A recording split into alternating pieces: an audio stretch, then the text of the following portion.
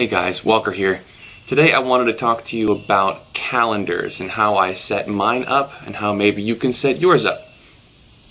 So I like to set mine up based on the sun and the moon. I do this for a couple of reasons. One is that I really don't like the Gregorian calendar. I think that it's somewhat arbitrary.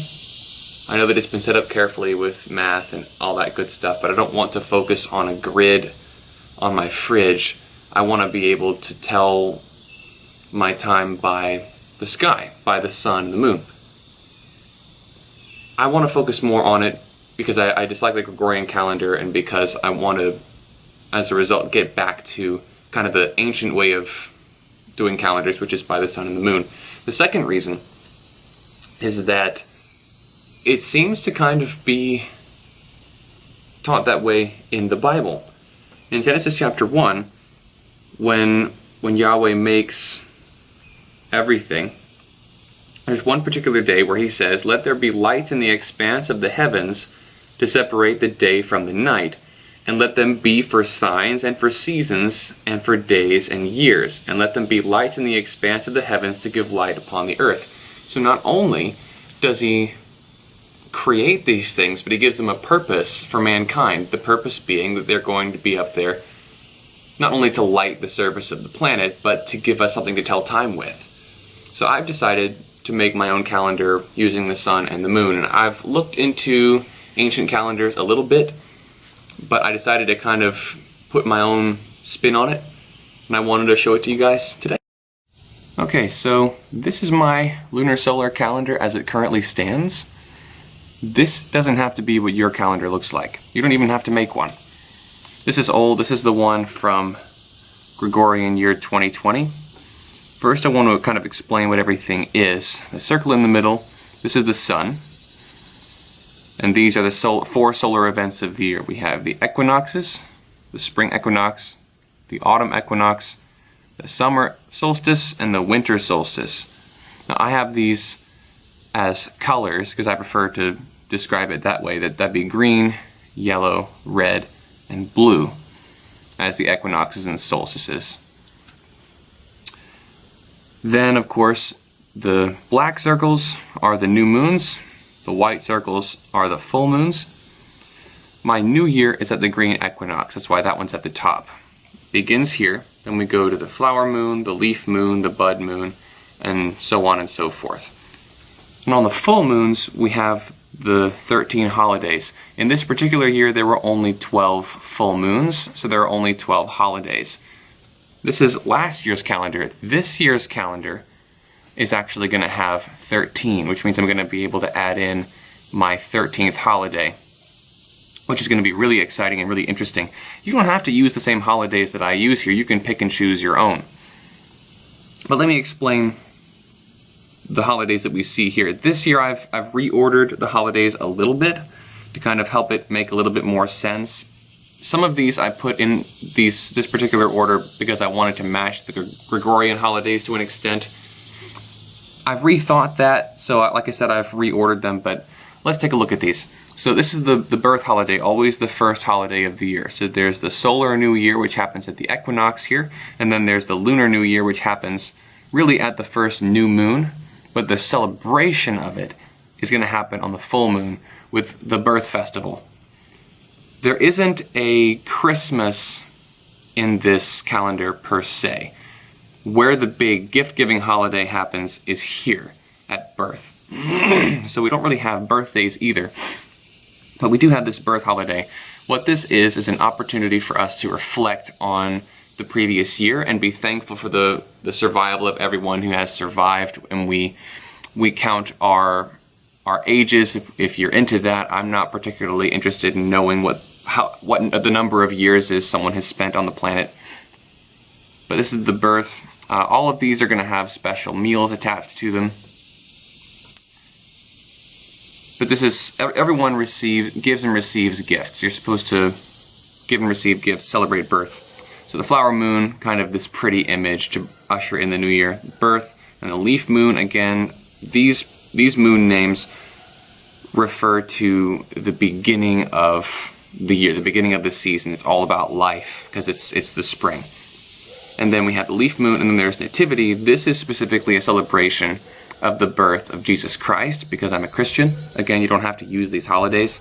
But this is essentially kind of the Christian Christmas, where we celebrate Jesus' birth and all that good stuff. But there's no gift giving, it's just a feast, and we tell stories about the birth of Jesus. Then we have the bud moon, and then there's the resurrection. This is the resurrection of Jesus. As a Christian, I believe that Jesus not only was crucified, which is pretty historically attested that he died by crucifixion, but I also believe the New Testament account of his resurrection, that he came back to life. So I celebrate that here. And then in the following moon, we have the masculinity holiday.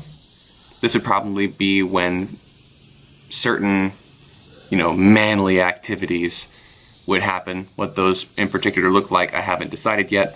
And then there, on the following moon, there's the femininity holiday. As a man, and kind of the only rewilder in my region, well, not my region per se, but the only person I know who's into this, I honestly don't know what that would be like. I'd really like to talk to some women about this and figure out what this kind of a festival should look like. The following moon, we have fatherhood. Following moon, we have motherhood. Then we have the death holiday. I put this one here because it corresponds, as you can see, to 10/31, which is about the end of the month of October, which is when Halloween happens, so it makes sense that death would fall there, but I haven't put death there this year, on this year's calendar, because I want to distance myself a little bit more from the Gregorian calendar. I don't think that this is the best place to put that. Then we have forgiveness and reconciliation. This festival is all about community cohesion. Are we really letting go of our grudges and our bitterness, our resentments? In a rewilding community, we can't afford that. It's not as if you can move over to the next neighborhood. If you're in a rewilding situation, you have your community, and that's about all you've got.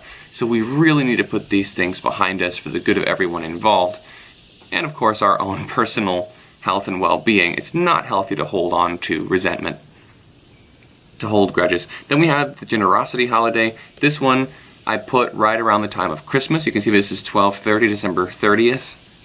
So this would be about Christmas time. I still think that this belongs somewhere in the late autumn, because that would be the time when everyone starts to get their winter stores, their winter food supplies in order.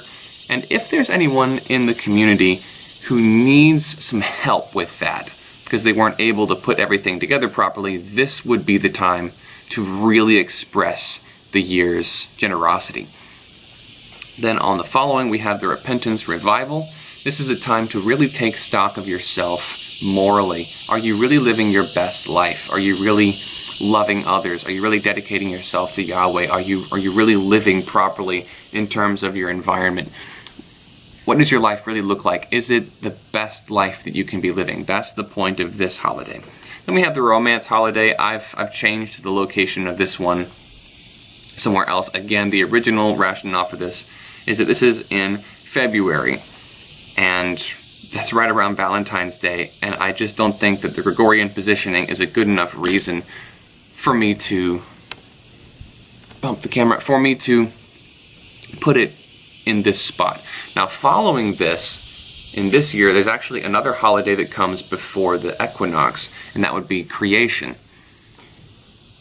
It's a 7-day festival. These are all one-day festivals, but every few years, whenever we have the 13th full moon, there's a week-long festival. Now, the festival isn't ongoing. It's not like you go to sleep at the festival and then you wake up and there's a festival all day. No, during the day you would go about your everyday activities, and then every night for dinner, essentially, there would be a long dinner celebration, and we would remember the creation week from Genesis.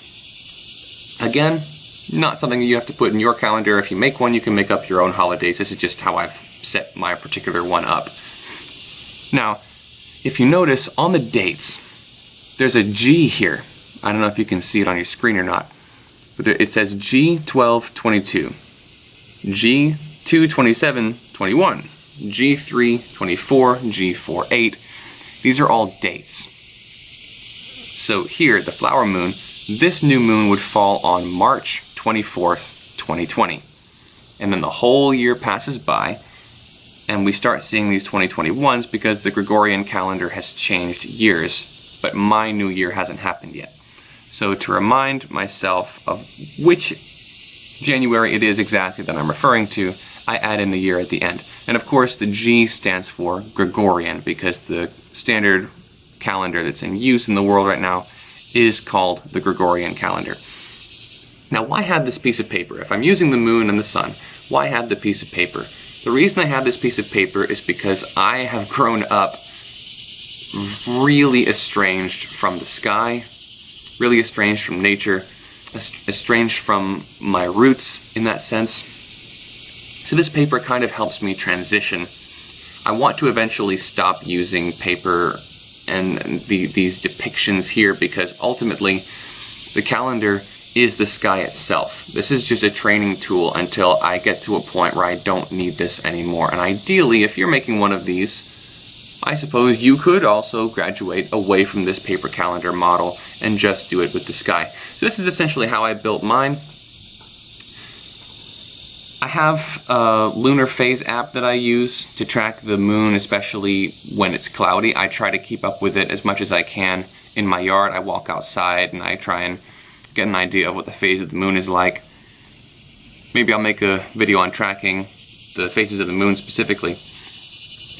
Where I get my phases of the moon for the whole year is mooninfo.org.